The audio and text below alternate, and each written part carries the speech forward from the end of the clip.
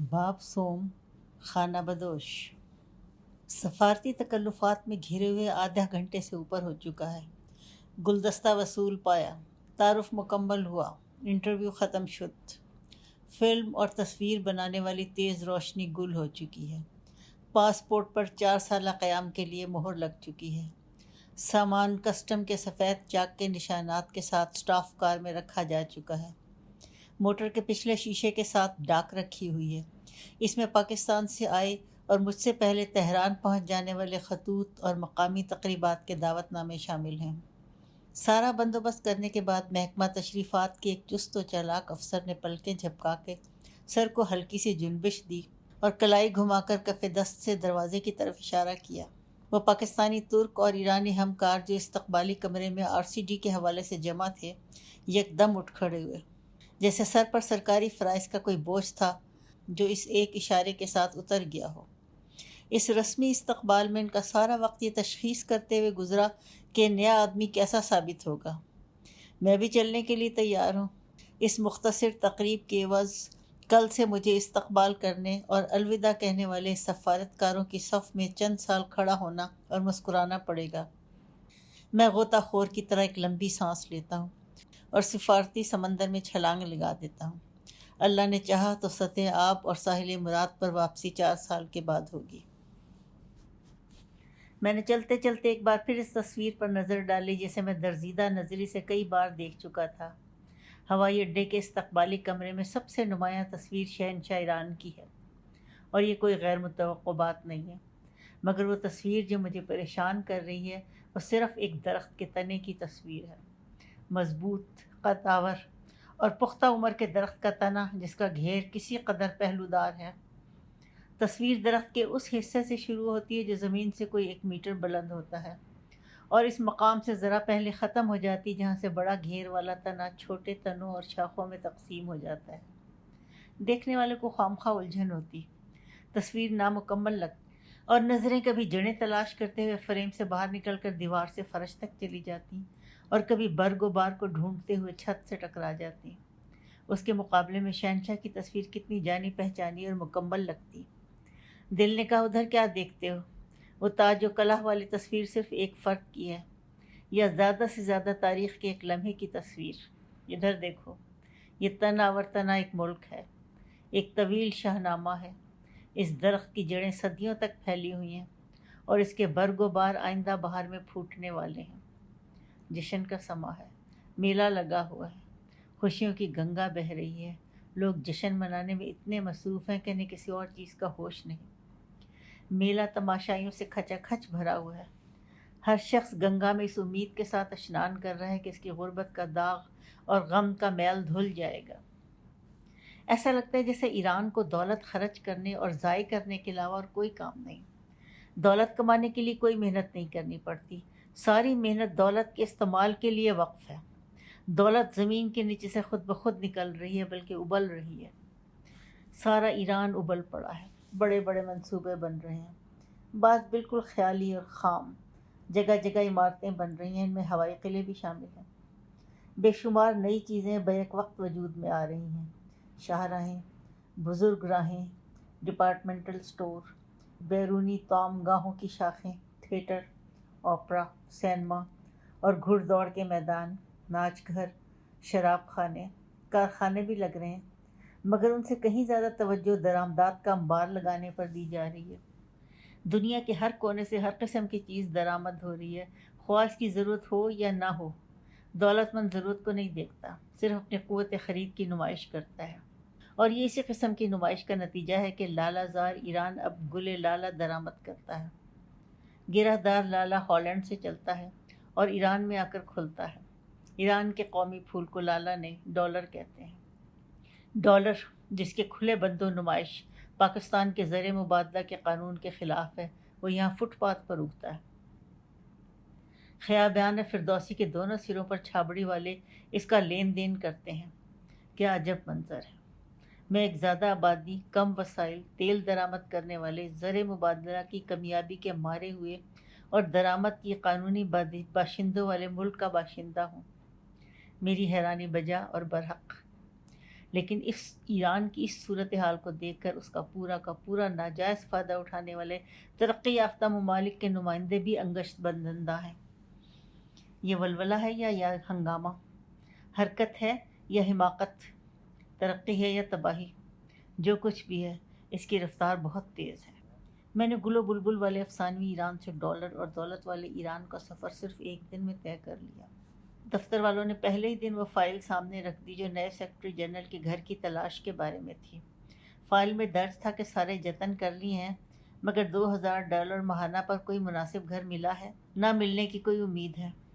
اب اس کے سوا کوئی چارہ نہیں کہ تینوں ممبر ملکوں کو یہ تجویز بھیجی جائے کہ گھر کے کرائے کی حد بڑھا کر $3000 ماہانہ کر دی جائے۔ 4-6 ماہ میں منظوری آ جائے گی۔ تلاش خانہ کے علاوہ ایک دوسری فائل بھی پہلے دن ملاحظے کے لیے پیش ہوئی، دفتر اور تفریح گاہوں کی خط و کتابت۔ دفتر والوں نے میری خاطرداری کے لیے خود ہی بحر خضر کے ساحل پر واقع چند تفریحی مقامات کے ہوٹلوں کو جون جولائی میں لکھا کہ ہمارے ادارے کے سربراہ کو اگست میں کسی وقت ہفتہ 10 دن کے لیے آپ کے یہاں کمرہ درکار ہے۔ جواب میں رامسر کے ایک مشہور ہوٹل نے لکھا، ہمیں بڑی خوشی ہے کہ RCD کے سربراہ نے اپنی چھٹیاں گزارنے کے لیے ہمارے ہوٹل کا انتخاب کیا ہے۔ ہم نے سائل آئندہ کے ماہ اگست کے لیے ان کی ریزرویشن کر لی ہے۔ افسر تشریفات نے کہا، سر چاہتا تھا کہ ہمارے ملک کی عظیم فنکار گوگوش کا گانا سنیں۔ وہ اتنی خوش آواز ہے کہ جب پنجاب ہائی کورٹ کے چیف جسٹس نے سنا تو بے اختیار یہ کہا، میں خوش قسمت ہوں کہ مرنے سے پہلے مجھے اس کی آواز سننے کا موقع ملا۔ اگر میں یہ آواز نہ سنتا تو مجھے کبھی اندازہ نہ ہوتا کہ سریلی آواز کتنی سریلی ہو سکتی ہے۔ گوگوش گرمیوں میں ساحل خضر پر تو راج ہنس ہوٹل میں گاتی ہے۔ سیزن کے ختم ہونے میں 6 ہفتے رہ گئے ہیں، سارے ٹکٹ مدت ہوئی فروخت ہو چکے ہیں۔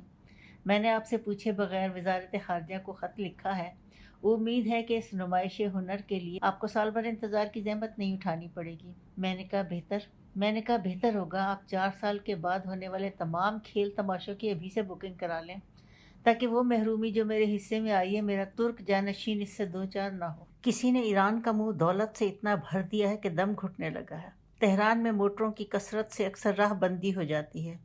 جتنی موٹریں اس شہر میں ہیں اتنی سارے پاکستان میں نہیں ہیں۔ نئی سڑکیں بھی اس تعداد کے لیے ناکافی ہیں۔ مصروفیت کے اوقات میں ذرا سا فاصلہ بھی گھنٹوں میں طے ہوتا ہے۔ صبر کے علاوہ اس کا کوئی علاج نہیں، مگر صبر کم ہے اور موٹریں زیادہ۔ گھر نہیں ملتا اور کیوں کر ملے۔ لاکھوں آدمیوں نے یکایک شہر پر یلغار کر دیا ہے۔ حملہ آوروں سے نمٹنے کے لیے ہر طرف نئی رہائشی عمارتیں زیر تعمیر ہیں۔ جا بجا بلند عمارتیں تعمیر کرنے والی کرینے لگی ہوئی ہیں۔ ان کا رنگ پیلا ہے۔ جس جگہ نئی تعمیر شروع ہوتی ہے وہاں راتوں رات پیلے رنگ کے تاڑ کے درختوں کا جھنڈ اگاتا ہے۔ جب تک یہ عمارتیں مکمل ہوں گی اس وقت تک مزید کئی لاکھ افراد اس شہر میں دھمکیں گے۔ بے گھری کا وہی عالم ہوگا جو ہے۔ ریستوران بھرے ہوئے ہیں۔ میز ریزرو کرائے بغیر جائیں تو انتظار گاہ میں گھنٹہ آدھ گھنٹہ آسرا لگائے بیٹھنا پڑتا ہے۔ ہوائی جہاز کی سیٹ کے لیے ہفتہ بھر اور ہوٹل کے کمرے کے لیے 2 ہفتے تک انتظار کرنا پڑتا ہے۔ مرسیڈیز خریدنے جائیں تو انتظار کی مدت کا تعلق اس کے ماڈل سے ہوتا ہے۔ ایک دوست جو موٹر خریدنا چاہتے تھے مجھے ہمراہ لے گئے۔ شو روم کا مالک 30-35 برس کا ہوگا، لاؤبالی اور شوخ، نیلی جین اور جاگرز پہنے ہوئے، آدھی آستین کی سفید قمیص کے آدھے بٹن کھلے ہوئے، گاہے سینے کے بالوں میں انگلیوں سے کنگھی کرتا، گلے میں سونے کی زنجیر کے ساتھ بندھا ہوا لاکٹ فریم جس میں ایک طرف بیوی کی اور دوسری طرف بچے کی تصویر تھی۔ کامیابی نے اس کم عمری میں اس کے قدم چومے ہیں۔ بے حساب دولت کمائی ہے، اس کا اپنا کوئی کمال نہیں، کمال گرم بازاری کا ہے۔ اس نے استقبال کو اس طرح کیا، آپ کو مرسیڈیز درکار ہے؟ مجھے افسوس ہے کہ میں آپ کی مدد نہیں کر سکتا۔ 190 ماڈل کے لیے 3 ماہ، 200 کے لیے 4 ماہ، 280 SCL کے لیے 6 ماہ اور 540 کے لیے 1 سال انتظار کرنا ہوگا۔ اگر آپ کو موٹر کار فوری طور پر درکار ہے تو میں نئی گاڑی نائجیریا میں رجسٹریشن کے بعد ہوائی جہاز سے منگوا سکتا ہوں۔ اس صورت میں کیا آپ فاضل اخراجات برداشت کر سکیں گے؟ ہم اس کی صورت دیکھتے رہ گئے۔ N Qureshi chairman railway board Tehran کے ایک بڑے صنعتی اور تجارتی ادارے کے صدر سے اس کے دفتر میں گفتگو کر رہے تھے۔ طے پایا کہ کل کارخانہ دیکھا جائے گا اور پرسوں خرید و فروخت کی شرائط کے بارے میں گفت و شنید ہوگی۔ اس سے اگلے دن لکھا پڑھی اور دستخط۔ اتنے میں ایک فون آیا۔ کچھ دیر بات کرنے کے بعد صاحب دفتر نے فون پر اپنے مخاطب سے کہا، جناب ایمن، آپ نے جو فیصلہ بھی کرنا ہے وہ اگلے 24 گھنٹے میں ہو جانا چاہیے، کیونکہ میں کل رات ایک طویل بزنس ٹور پر جاپان اور امریکہ جا رہا ہوں۔ اگر کل معاہدے پر دستخط نہ ہوئے تو ہماری طرف سے اس معاملے کو داخل دفتر کر دیا جائے گا۔ فون بند ہوتے ہی قریشی صاحب نے کہا، آپ نے مجھے پاکستان سے بلایا ہے اور ہماری اصل بات چیت پرسوں ہونی تھی، مگر آپ نے یکایک ملک سے باہر جانے کا پروگرام بنا لیا ہے۔ جواب ملا، بے فکر ہیں، میں کہیں بھی نہیں جا رہا، آپ سے پروگرام کے مطابق ملاقات ہوگی اور تمام معاملات طے کیے جائیں گے۔ دراصل میرا مخاطب ایک کمزور ارادہ شخص تھا، مہینے بھر سے معاہدے پر بات چیت کر رہا ہے، جب دستخط کا وقت آتا ہے تو کوئی نیا شوشہ چھوڑ دیتا ہے۔ اس میں قوت ارادی کی کمی ہے۔ میں نے اپنے دورے کا بہانہ بنا کر اس کی قوت فیصلہ کو بیدار کیا ہے۔ اب جو بھی فیصلہ ہو اسے اگلے 24 گھنٹے میں کرنا ہوگا۔ ان دنوں ایران میں لوگوں کی قوت فیصلہ بیدار ہو چکی ہے۔ وہ دن گئے جب غربت فیصلہ کرنے میں رکاوٹ بنی ہوئی تھی۔ اب وہ تیل والی دولت خرچ کرنے کا فیصلہ بغیر ہچکچاہٹ کے کر لیتے ہیں۔ اس کا مظاہرہ میں نے تہران میں سونی الیکٹرانک کے سیل سینٹر میں دیکھا۔ ایک پاکستانی نے موسیقی کا لطف لینے کے لیے سونی کا ڈیک خریدا۔ ایک مشین ٹیپ بجانے کی، دوسری لانگ پلے ریکارڈ والی، تیسری ساز و آواز کے جوڑ توڑ کے لیے، چوتھی ان تینوں کو چلانے کے لیے۔ اس کے علاوہ ایک خوبصورت 4 خانہ شیلف اور 2 بڑے بڑے اسٹیریو اسپیکر۔ قیمت ادا کی اور رسید حاصل کی۔ گودام سے بند ڈبے نکالے گئے، بس انہیں بار برداری کی وین پر رکھنے کی دیر تھی۔ ایک ایرانی جس نے کئی ماڈل دیکھے اور ناپسند کیے تھے کہنے لگا، مجھے وہ ماڈل دے دیجیے جو اس پاکستانی گاہک نے خریدا ہے۔ سونی والوں نے کہا، یہ اس ماڈل کا آخری ڈیک تھا، نئی کھیپ 6-8 ہفتے میں آنے والی ہے۔ اس ایرانی نے سونی کے سیلز مین کی طرف سے پیٹھ پھیری اور پاکستانی خریدار سے کہنے لگا، آپ یہ ڈیک مجھے فروخت کر دیں، جو قیمت آپ نے ادا کی ہے میں اسے 10% زیادہ رقم آپ کو دینے کے لیے تیار ہوں۔ 20% نفع پر سودا پکا ہو گیا۔ دونوں اپنے اپنے گھر روانہ ہو گئے، ایک ڈیک لے کر، دوسرا ڈالر لیے ہوئے۔ ایک نے وقت خرید لیا، دوسرے نے انتظار بیچ ڈالا۔ دونوں بہت خوش ہیں، حالانکہ خوشی تو ان ملک جن کی مصنوعات کی مشرق وسطیٰ میں اتنی مانگ ہے کہ ان کے کارخانے دن رات اسے پورا کرنے میں لگے ہوئے ہیں۔ جاپان، امریکہ اور یورپ سے مشرق وسطیٰ کے لیے بار بردار بحری جہازوں، مال بردار ہوائی جہازوں اور عظیم الجثہ ٹریلر ٹرک قطار اندر قطار چلے آ رہے ہیں، مصنوعات لا رہے ہیں، تیل کی ادا کی ہوئی قیمت ماہ سود، منافع اور جرمانہ واپس لے رہے ہیں۔ میرے لیے ایک ہدایت نامہ سفارت خانے نے تیار کیا اور دوسرا RCD کے دبیر خانے نے۔ بیگم کی رہبری کے لیے 2 گرل گائیڈز تیار ہیں، ایک ایرانی اور دوسری پاکستانی۔ ایک ماہر عطریات، ملبوسات، جواہرات، زیورات اور زیبائش زنانہ۔ ہر گراں فروش کا پتہ اسے ازبر ہے اور ہمراہ بازار جانے کے لیے تیار ہے۔ دوسری کا علم باورچی خانے اور توشک خانے کے لوازمات کی سستی دکانوں تک محدود ہے۔ دوسری خاتون مشیر نے ٹھنڈی سانس لی اور کہا، اللہ کی شان ہے، ایران ان 4-5 سالوں میں کتنا بدل گیا ہے۔ وہ خواتین جو چند سال پہلے مغرب کی ورکنگ کلاس کے خلاف فیشن ڈھیلے ڈھالے کپڑے پہنا کرتی تھیں اور کھٹے میٹھے رنگ برنگ ڈیزائن پر جان دیتی تھیں، آج ہمیں پیرس کے فیشن ملبوسات کی 6 ماہی نمائش اور رنگوں کے حسن ترتیب کے بارے میں لیکچر دیتی ہیں۔ خدا جب دولت دیتا ہے تو نخرہ خود بخود آ جاتا ہے۔ میں دلاسا دیتا ہوں کہ ایسی تبدیلی ایک فطری بات ہے، اس کا برا منانے کا کیا فائدہ؟ جواب ملا، سر، آپ ایک سفارتکار اور ادارے کے سربراہ ہیں، آپ کو کیا معلوم کہ ہم پر کیا گزرتی ہے؟ چند سال پہلے ہم ماہر اور کار شناس تھے، ہاتھوں ہاتھ لیے جاتے، سر آنکھوں پر بٹھائے جاتے، مشورہ ہمارا حرف آخر ہوتا۔ آج ہم نوکر ہیں، اجنبی ہیں، ڈالر دیوانے ہیں، حیثیت ہماری صفر ہو گئی ہے، بات ہماری کوئی سنتا ہی نہیں، اب ہمیں کوئی گھاس بھی نہیں ڈالتا۔ مرزا رفیق عنایت نے تعلق داری کا لحاظ کیا اور حالات کو دیکھتے ہوئے رہائش کے لیے ASP کمپلیکس کا ایک فلیٹ عارضی طور پر حاصل کر لیا۔ ان کے اس فیصلے نے ہمیں پہلے 3 ہفتے کے لیے دربدری اور خواری سے محفوظ رکھا۔ جو چھٹیوں میں وطن واپس گئے تو اس فلیٹ کو تحتی کرائے پر اٹھا گئے۔ چوکیداری کا انتظام مفت اور کرائے کی آمدنی اس کے علاوہ۔ رہی قانون کرایہ داری کی خلاف ورزی تو اس کی پرواہ کون کرتا ہے؟ اس طرح مہمانوں کے نام پر چند ہفتے تحتی کرایہ دار رکھنے کی روایت قانون کرایہ داری سے کہیں زیادہ مضبوط اور مستحکم ہے۔ یہ ایک جدید اور بہت فیشنیبل ہاؤسنگ کمپلیکس ہے۔ اس احاطے میں 3 25 منزلہ عمارتیں بنی ہوئی ہیں۔ ایک عمارت میں 2 کمرے والے، دوسری میں 3 کمرے والے اور تیسری میں 4-5 کمرے والے لگژری فلیٹ بنے ہوئے ہیں۔ اسی احاطے میں چوکیداری، خریداری، بینکاری، اصلاح گیسو اور آرائش جمال کے علاوہ تیرنے، کھیلنے، ناچنے اور کھل کھیلنے کے جملہ انتظامات موجود ہیں۔ اس کے کار پارک میں رولز رائس، مرسیڈیز 640، کیڈیلک اور تیز رفتاری کے لیے مشہور موٹروں کو مڑ کر دیکھنے کا تکلف میرے بچوں نے صرف ہفتہ بھر کیا۔ باقی 2 ہفتے ایسے گزارے جیسے وہ پہلے ہفتے کی توجہ اور سنسنی کی نفی اور تلافی کر رہے ہوں۔ میں نے ایک ایرانی سے اس اقامت خانے کی منصوبہ بندی کی تعریف کی۔ ایک متمول آدمی ساری زندگی ان 3 عمارتوں والے احاطے میں بسر کر سکتا ہے۔ نوجوان اور غیر شادی شدہ عمارت نمبر 1 میں آ کر آباد ہو جائے، بیوی بچوں والا ہے تو اٹھ کر عمارت نمبر 2 میں چلا جائے، بچے بڑے ہو جائیں تو خاندان عمارت نمبر 3 میں منتقل ہو سکتا ہے، بچے نوکریوں کے ملک سے باہر چلے جائیں یا بیویاں ان کو لے کر الگ ہو جائیں تو بوڑھے میاں بیوی یادوں اور بیماریوں کی پوٹ باندھ کر واپس عمارت نمبر 1 میں چلے جائیں جہاں سے سفر کا آغاز کیا تھا۔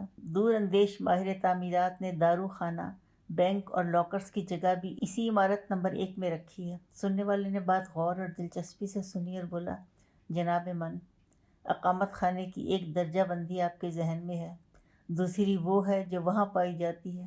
عمارت نمبر 3 میں مالک مکان اپنی نئی بیوی کے ساتھ رہتا ہے، نمبر 2 میں اس کی پہلی بیوی اور بچے رہتے ہیں، نمبر 1 والا فلیٹ اس نے اپنی داشتہ کو دے رکھا ہے۔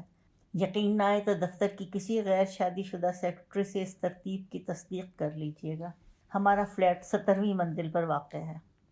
ایک دن میں کھڑکی سے باہر کا منظر دیکھ رہا تھا کہ شیشے کے دوسری طرف ایک مچھر اڑتا ہوا نظر آیا۔ یہ فلیٹ 200 فٹ کی بلندی پر واقع ہے اور اس کھڑکی سے نصف میل کے فاصلے تک کوئی عمارت نہ ہونے کی وجہ سے یہاں ہوا بہت تیز چلتی ہے۔ پھر یہ نحیف بدن اور مکڑی کے جالے کی طرح کمزور پروں والا اور 6 سینک سلائی ٹانگوں والا حقیر پشا اتنی بلندی تک کیسے پہنچا؟ میں اس کی ہمت اور مردانگی کا قائل ہو گیا۔ کھڑکی کا پٹ ذرا سا کھولا، مچھر فوراً گنگناتا ہوا اندر آ گیا۔ کیڑے مکوڑوں کے ماہر کہتے ہیں مچھر کو گانا نہیں آتا، وہ محض ایک سازندہ ہے جو اپنے پروں سے موسیقی پیدا کرتا ہے۔ ماہرین میں ایک نام سر ڈونلڈ راس کا بھی ہے، جن کی تحقیق ہے کہ یہ معصوم نظر آنے والا ملیریا بردار کیڑا ہزاروں لاکھوں انسانوں کی اذیت اور موت کا باعث بنتا ہے۔ DDT کا چھڑکاؤ شروع ہونے کے بعد بھی ہر سال کوئی 2 ملین افراد اس ذرا سے کیڑے کی نظر ہو جاتے ہیں۔ جو ہی مجھے یہ اعداد و شمار یاد آئے، غسل خانے سے کریم کش سپرے کا ڈبہ اٹھا لایا اور ایسے ننھے اور مہلک مہمان کی طرف رخ کر کے اس کا بٹن دبا دیا۔ مچھر فوراً مر گیا، مگر مجھے ایک طویل عرصے کے لیے احساس جرم کے وسوسوں نے گھیر لیا۔ مہاویر کے ماننے والے بھی کیا اچھے لوگ ہیں، ساری زندگی جیو ہتیا کے خلاف جہاد کرتے ہیں، پانی چھان کر پیتے ہیں، ساقی نے کچھ ملا نہ دیا ہو آب میں، نتنوں پر کپڑا باندھتے ہیں، لے سانس بھی آہستہ کہ اس کارگہے ہستی میں تیرا سانس لینا بھی کسی کے لیے موت کا پیغام نہ بن جائے۔ چلتے ہیں تو راستہ چنور سے صاف کرتے جاتے ہیں، مبادا آواز آئے کہ چیونٹیوں اپنے اپنے بلوں میں داخل ہو جاؤ، ایسا نہ ہو کہ سلیمان اور اس کا لشکر تم کو کچل ڈالیں اور ان کو خبر بھی نہ ہو۔ جینی بھی کیا خوب لوگ ہیں، غیر عملی اور وسواسی، دوسروں کو جینے کا حق دینے کے لیے اپنے جینے کو ایک عذاب بنا لیتے ہیں۔ وسوسے نے کہا تمہیں اس قبائلی روایت کا پاس کرنا چاہیے تھا، دشمن اگر مہمان بن جائے تو بدلہ نہیں چکاتے بلکہ خاطر تواضع کرتے ہیں۔ تاریخ نے کہا یہ کوئی اٹل اصول نہیں ہے۔ تاریخ میں مہمانوں کے ساتھ بے رخی اور بدسلوکی کی بہت سی مثالیں محفوظ ہیں۔ قاہرہ میں ایک روز محمد علی نے مملوک حکمرانوں کے لیے ایک پرتکلف دعوت کا انتظام کیا۔ لذیذ کھانا کھلانے اور پرسرور مشروب پلانے کے بعد سارے مہمانوں کو دسترخوان پر ہی ڈھیر کر دیا۔ صرف ایک آدمی بچ نکلا، مگر وہ بھی محمد علی سے لے کے شاہ فاروق تک اس خاندان کو مصر پر 141 برس تک حکومت کرنے سے نہ روک سکا۔ تاریخ نے کہا تم نے ملیریا سے بچاؤ کی خاطر حق خود حفاظتی کے تحت مچھر مارا ہے، مگر ایک مدت سے احساس جرم نے تم کو ہلکان کر رکھا ہے، یہ پریشانی بھیجا ہے۔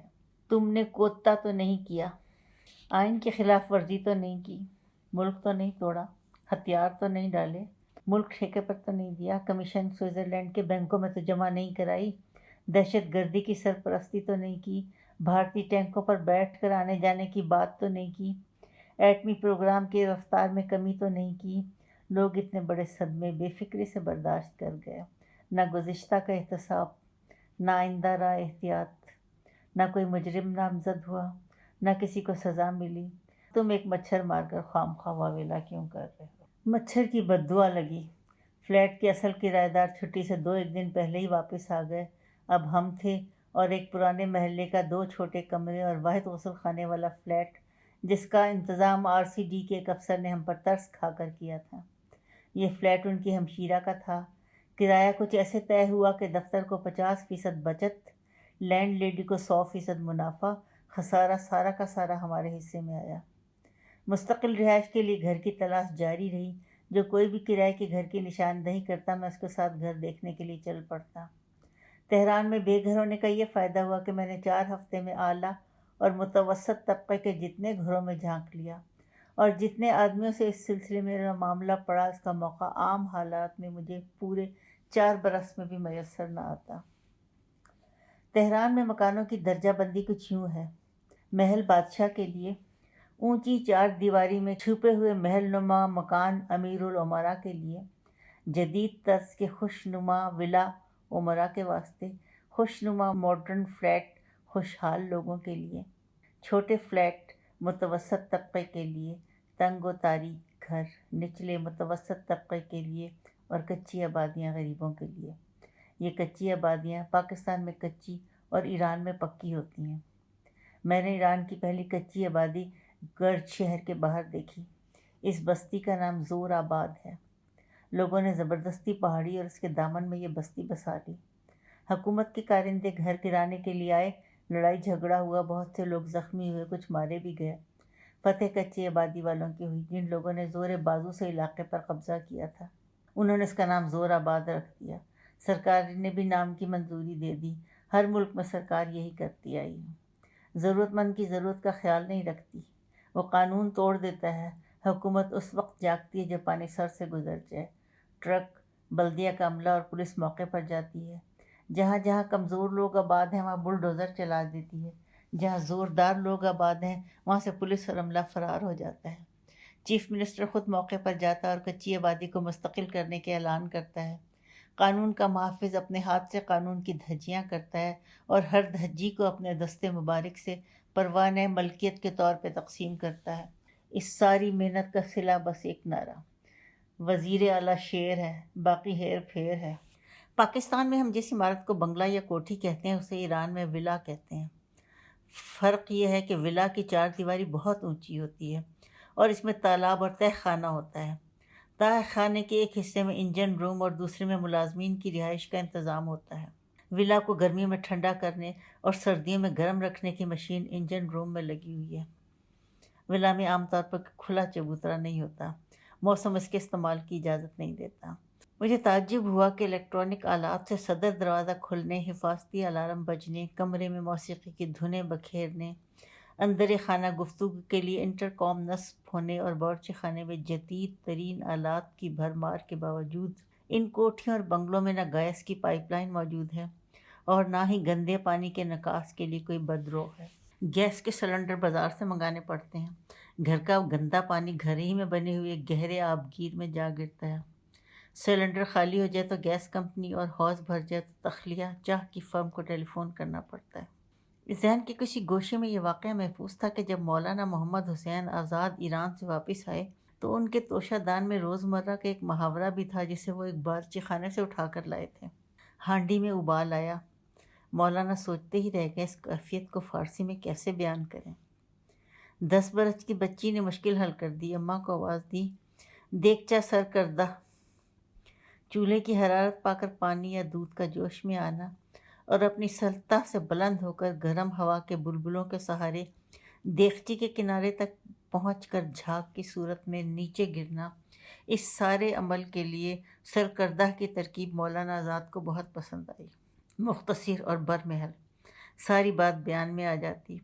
ہر وہ شخص جو مولانا آزاد سے عقیدت اور اچھی نثر اور بندش سے دلچسپی رکھتا ہے اس نے یہ واقعہ پلے سے باندھا ہوا ہے، حالانکہ اس بات کا ذکر مولانا آزاد کی کسی کتاب میں نہیں ملتا۔ کیفی نے یہ واقعہ مولانا سے سنا اور اپنی کتاب منشورات میں درج کر دی۔ ان دنوں میں مکان کی تلاش کے بہانے بے دھڑک ایرانی گھروں میں داخل ہو جاتا ہوں۔ میری کوشش ہوتی ہے کہ باورچی خانے میں ضرور جاؤں۔ کیا عجب اس وقت وہاں چاول پک رہے ہوں، ماں دالان میں ہو، پانی ابل رہا ہو اور مولانا آزاد کو ملنے والی بچی کی چوتھی نسل سے کوئی ماڈرن لڑکی میرے لیے نیا محاورہ لیے کھڑی ہو۔ مجھے جو نوجوان بچیاں گھروں میں نظر آئیں وہ باورچی خانے کے بجائے ٹی وی لاؤنج میں مغربی موسیقی میں گھری ہوئی ملیں۔ سب کے بارے میں تو نہیں کہہ سکتا، مگر دو چار کے بارے میں یقین ہے کہ انہوں نے میری خاطر ناچ کی مشق میں وقفہ کرنا مناسب سمجھا۔ ایران میں چاول کا دیگچا ابلتے ہوئے میں نے نہیں دیکھا۔ چاول اب جاپان کی نیشنل کمپنی کے خود کار اور سر بند کوکر میں پکائے جاتے ہیں۔ پرانے خوشبودار چاول اور پرانے مہک والے محاورے دونوں اس نئے جاپانی کوکر میں اندر ہی اندر گل جاتے ہیں۔ ایک دیگ جو میں نے ایران میں اپنے قیام کے آغاز میں ابلتے ہوئے دیکھی ہے، وہ بے پناہ دولت، بے فکر جوانی اور بے چین الیکٹرانک موسیقی کی شب دیگ ہے۔ ایک دوسری اور بڑی سی دیگ بھی ہے، دولت سے محروم، ظلم سے عاجز، بے اختیار اور بے آواز لوگوں کے جذبات کی دیگ۔ خود بدھ اس میں بھی ہو رہی ہے، نہ جانے کب ابل پڑے یا پھٹ جائے۔ ابلی تو اصلاحات، پھٹی تو انقلاب۔ آج ایک خاتون نے مجھے اپنا باورچی خانہ بڑے فخر کے ساتھ دکھایا۔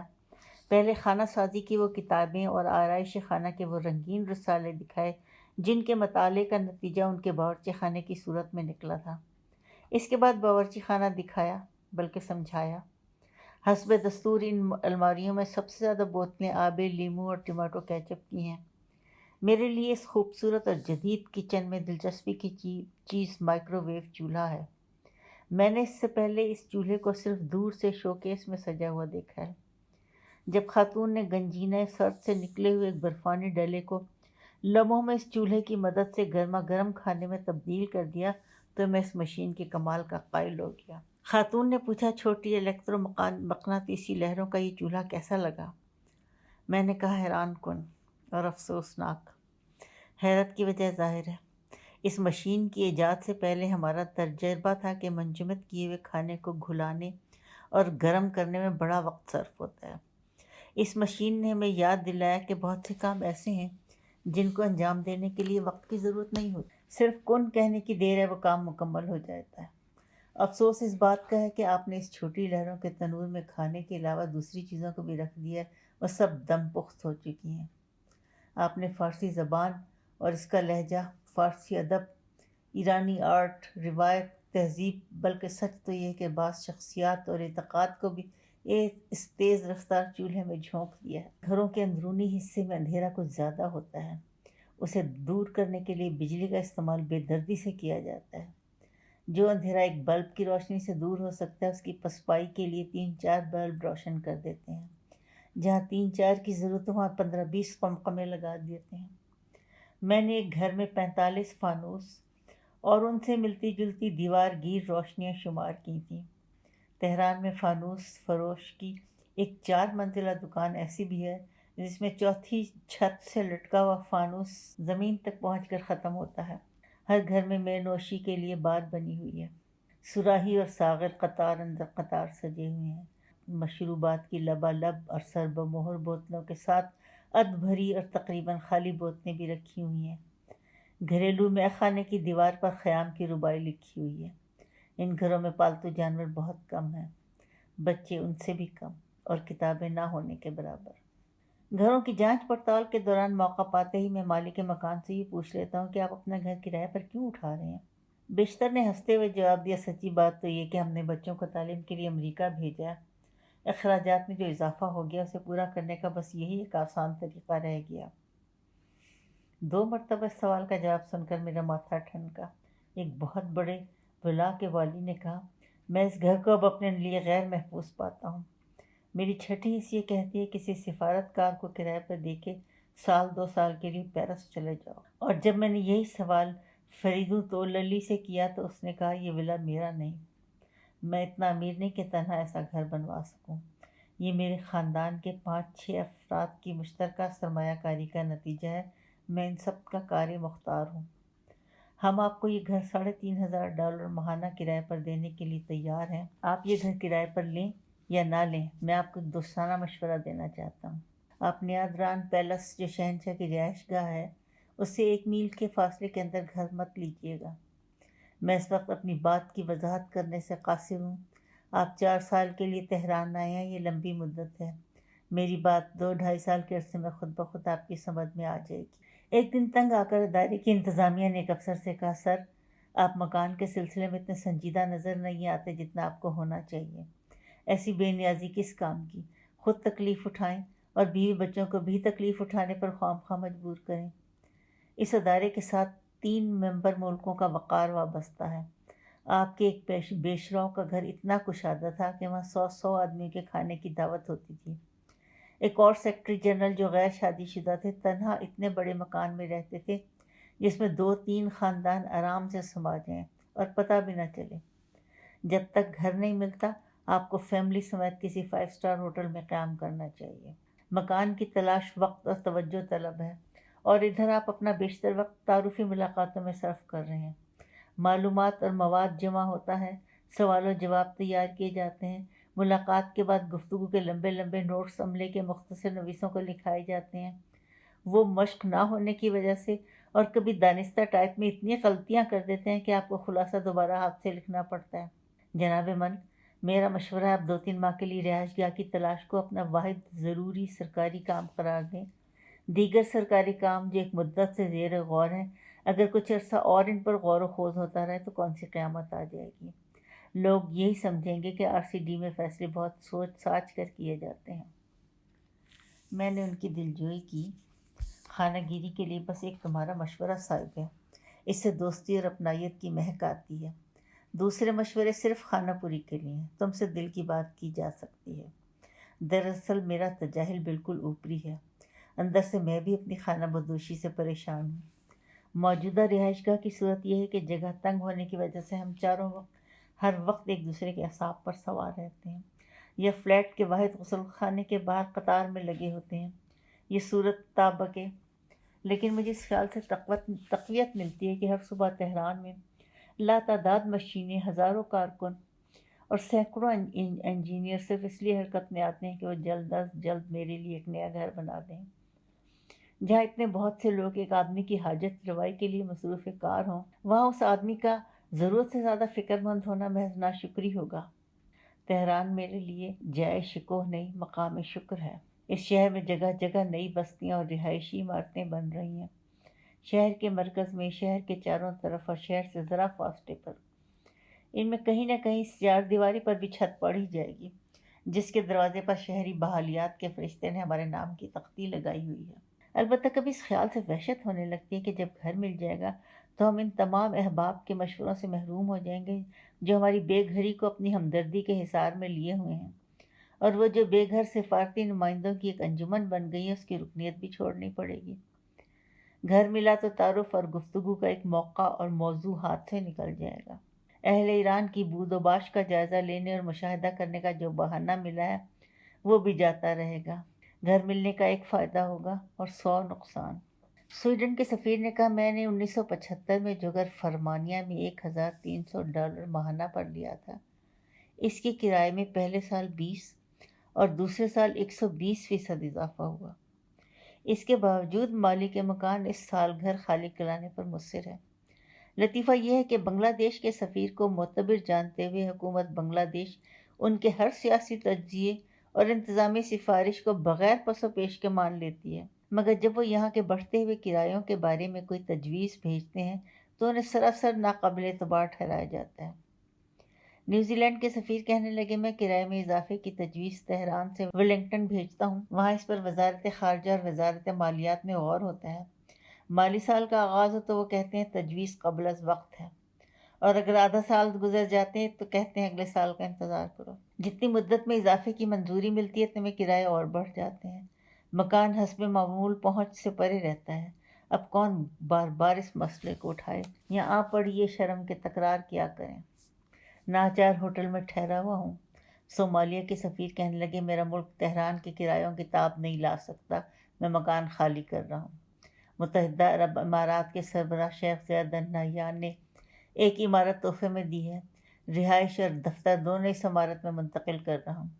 رئیس السفراء کویت کے شاہی خاندان سے تعلق رکھتے ہیں، 10-15 دن کے بعد پردیس میں رہتے رہتے اداس ہو جاتے ہیں، ان کا ہوائی جہاز آ جاتا ہے اور وہ آخر ہفتہ گزارنے کے لیے کویت چلے جاتے ہیں۔ سفارتی نمائندوں نے دہائی دی اور وہ فوراً ایک یادداشت وزارت خارجہ میں دے آئے۔ اس میں صاحب جائیداد لوگوں کے بڑھتے ہوئے مطالبات سے پیدا ہونے والے سفارتی تشویش کا ذکر تھا۔ اس کے بعد وہ اپنے ہوائی جہاز میں بیٹھ کر گھر چلے گیا۔ گھر دور ہو تو اکثر اور قریب ہو تو بیشتر یاد آتا ہے۔ ابتلا کے اس دور میں دو سفیر بڑے مطمئن نظر آتے ہیں، ایک پاکستان کا اور دوسرا ترکیہ کا۔ شہنشاہ نے پاکستان کو ایک قطعہ اراضی فرح پارک میں سفارت خانے کی تعمیر کے لیے ہدیہ کیا۔ زمین کی قیمتیں جب آسمان سے باتیں کرنے لگیں تو وہ قطع فروخت کر دیا گیا۔ نصف رقم سے دفتر کے لیے بنی بنائی عمارت خرید لی اور بقیہ ریال بینک میں جمع کرا دیے۔ ترکی کو بھی تحفہ ملا تھا۔ یہ الہیہ کے علاقے میں واقع ایک پورا جنگل ہے جس کے گرد فصیل بنی ہوئی ہے۔ یہ تحفہ رضا خان نے اپنے پیر و مرشد مصطفیٰ کمال پاشا کو دیا تھا، جن کے نقش قدم پر چلتے ہوئے اس نے ریگستان، نخلستان، پہاڑوں، وادیوں اور ساحلوں میں بکھرے ہوئے ٹکڑوں کو ایک ملک کی صورت میں جمع کیا تھا۔ بیرونی طاقتوں کی مداخلت کو حتی الامکان کم کیا اور ملک کو ماڈرن بنانے کے لیے تعلیم، تنظیم اور تعمیر سے کام لیا۔ اس نے نئی سڑکیں بنانی شروع کی۔ ان میں سے بہت سی سڑکیں ایسے علاقوں سے گزرتی تھیں جن پر قدامت پسند ملا قابض تھے۔ ظاہر ہے ان سڑکوں کی تعمیر کو مداخلت فی الدین تصور کیا گیا۔ رضا خان نے ضابطۂ قانون بھی تبدیل کیا۔